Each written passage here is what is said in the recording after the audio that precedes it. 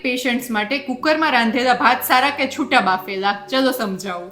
હવે થાય છે એવું કે ચોખામાં 75 થી 80% કાર્બોહાઈડ્રેટ્સ હોય છે અને એનો મોટો ભાગ સ્ટાર્ચથી બનેલો હોય છે.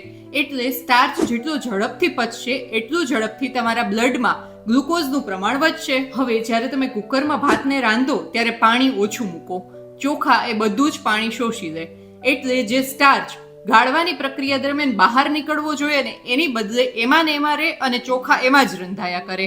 અલ્ટિમેટલી એ બધો જ સ્ટાર્ચ તમારા પેટમાં જાય. જ્યારે છૂટા રાંધેલા ભાતમાં આપણે પાણી પણ વધારે મૂકતા હોઈએ અને ભાતમાં રહેલો જે સોલ્યુએબલ સ્ટાર્ચ હોય ને એ પણ પાણી ભેગો થોડોક તો નીકળી જ જાય.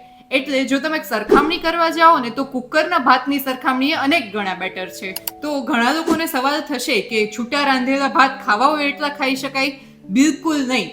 એમાં પણ કાર્બોહાઈડ્રેટ્સ અને સ્ટાર્ચનું પ્રમાણ તો હોય જ છે અને ડાયાબિટીસને કંટ્રોલ કરવા માટે માત્ર ભાત કઈ રીતે બનાવ્યા એ નહીં, ટોટલ કાર્બોહાઈડ્રેટ્સની ક્વોન્ટિટી, પ્રોટીન અને ફાઈબર કેટલા લો છો, તમે કેટલી ક્વોન્ટિટીમાં એ વસ્તુને ખાઓ છો, કસરત કરો છો કે નહીં, ઊંઘ લો છો કે નહીં, એ બધું જ મહત્વનું છે, માત્ર ભાત નહીં. પરંતુ હા, જો તમારે વિકલ્પ પસંદ કરવાનો હોય ને તો પાણી કાઢીને રાંધેલા છૂટા ભાત બેટર છે.